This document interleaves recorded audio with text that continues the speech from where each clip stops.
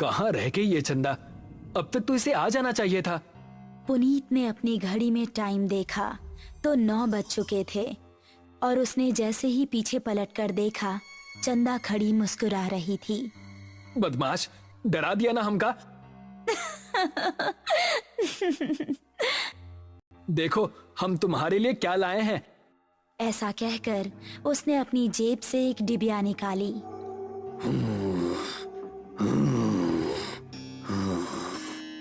तभी उन दोनों को किसी के सांस लेने की भयानक आवाज सुनाई दी। कौन है? ठीक सामने बरगद के पेड़ के नीचे उनको किसी आदमी का अक्स नजर आया। कौन है? सामने आओ। ये सुनकर भी वो आदमी सामने नहीं आया और जोर जोर से सांस लेने लगा। अभी देखते हैं कौन ससुरा है। ये कहकर पुनीत उसके पास जाने लगा। जैसे ही पुनीत उसके पास पहुंचा, उसने भी 2 कदम आगे बढ़ाकर पुनीत का गला पकड़ लिया। उसको देखकर पुनीत और चंदा दोनों का दिल दहल गया। उस आदमी की गर्दन कटी हुई थी और थोड़ी सी खाल में अटकी लटक रही थी। चंदा चिल्लाई और गांव की तरफ ऐसी भागी कि उसने पलटकर नहीं देखा। गांव पहुंची तो उस टाइम पुनीत के पिता घर के बाहर थे।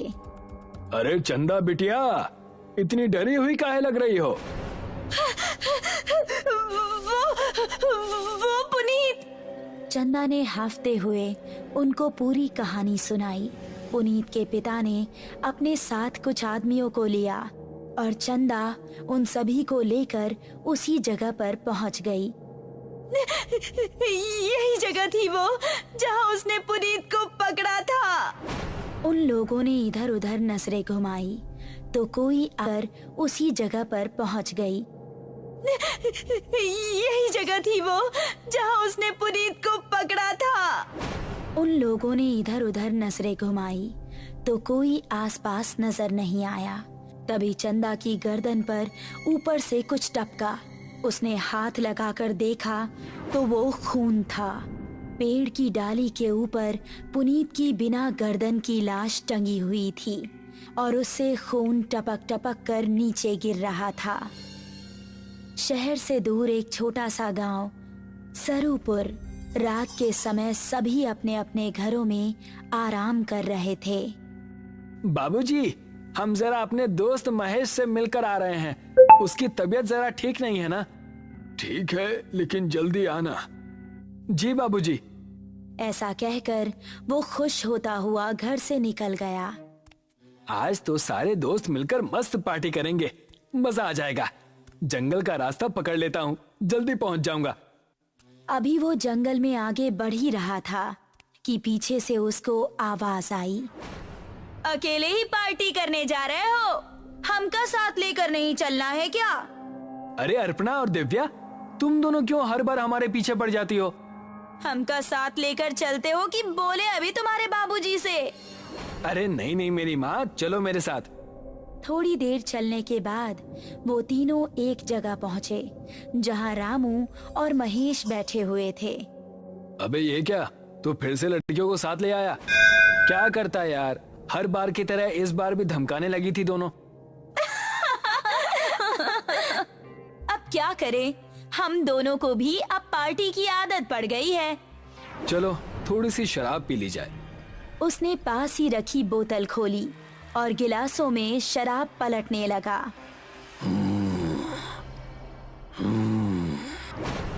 तभी उनको किसी के सांस लेने की आवाज सुनाई दी। उन्होंने देखा तो पांचों के रोंगटे खड़े हो गए। सामने से कठमुंडू चलता हुआ आ रहा था।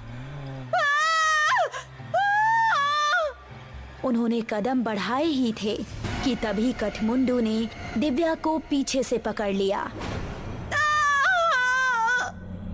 उसने दिव्या को इतनी जोर से कसा कि उसके मुंह से खून निकल गया। बाकी चारों अब बेहद डर गए और वहां से भाग निकले। दिव्या उसकी पकड़ में फंसी दर्द से कराह रही थी।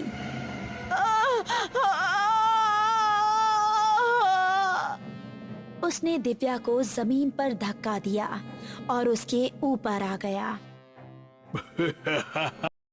दिव्या के सीने में हाथ डाला और उसके सीने से खून की धारा निकल पड़ी।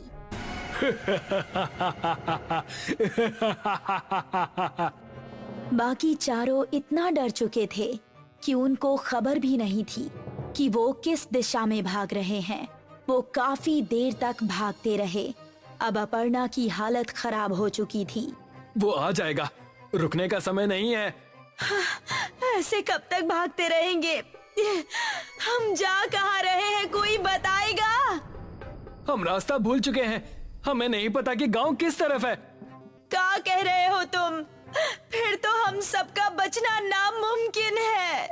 तभी पेड़ के ऊपर से एक हाथ आया और उसने महेश का गला पकड़ लिया। ये हाथ कठमुंडू का ही था। राकेश ने महेश का पैर पकड़कर उसे बचाना चाहा, लेकिन कठमुंडू ने उसको पूरी तरह से ऊपर खींच लिया और वो तीनों चिल्लाते हुए वहाँ से भाग निकले। वो देखो, सामने वो घर, उसके अंदर चलते हैं। वो तीनों एक घर के अंदर घुस गए और राकेश ने जल्दी से दरवाजा बंद कर दिया। तभी कोई जोर जोर से दरवाजा पीटने लगा। तीनों का शरीर इस समय बुरी तरह से कांप रहा था। दरवाजे की धम धम उनके दिल को दहला रही थी। तभी खिड़की से कठमुंडू का एक हाथ अंदर आया और उसने अपर्णा का हाथ पकड़ लिया। बचाओ! अगर ये यहाँ है तो दरवाजे पर कौन है? राकेश ने दरवाजा खोला तो सामने गांव के बिरजू काका थे। बिरजू काका जल्दी से अंदर आए। उन्होंने कठमुंडू का हाथ पकड़ा और छुड़ाने लगे। कठमुंडू उनके छूते ही चीखने लगा।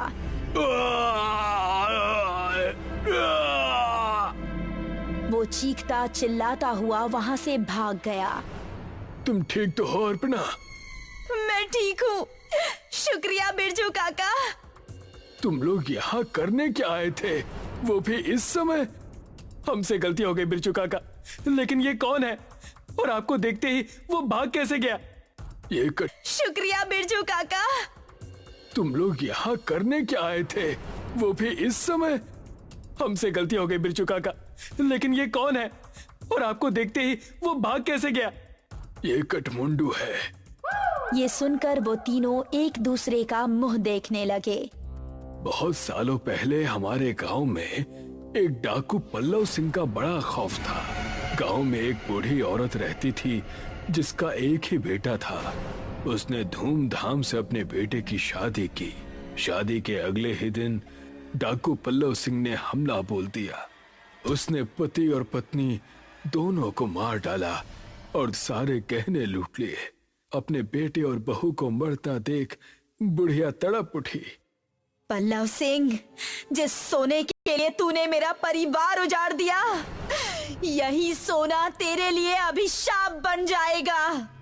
तू कभी नहीं मरेगा, सिर्फ भटकता रहेगा और इस सोने से हमेशा दूर भागेगा।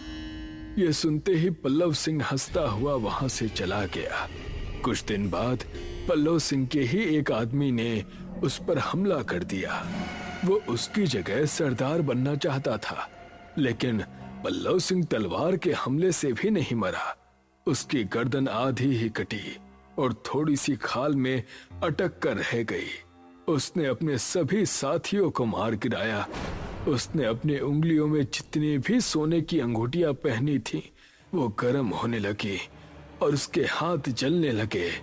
बुढ़िया का श्राप अब शुरू हो गया था। उसने सभी अंगूठियां उतार फेंकी और जंगल में भाग गया। तब से अब तक वो जंगल में ही रहता है। मेरे छूने से वो इसलिए भाग गया क्योंकि मेरे हाथ में ये सोने का कड़ा है। ये कहानी सुनकर वो तीनों हैरान रह गए। चलो यहाँ से निकलो, वो फिर से आ सकता है। बिरजू काका को रास्ता पता था, इसलिए वो तीनों उनके पीछे पीछे जा रहे थे। जब वो जंगल की सरहद पर आ पहुंचे थे, तभी कठमुंडू वहां आ गया। उसने अपर्णा का पैर पकड़ लिया।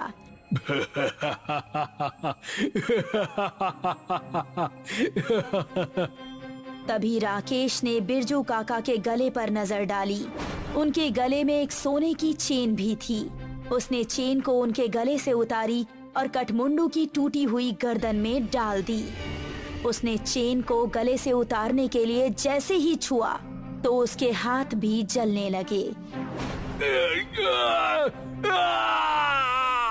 मुंडू की टूटी हुई गर्दन में डाल दी।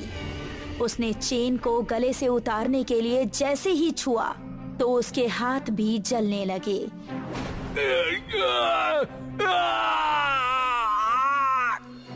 वो वहां से भाग निकला।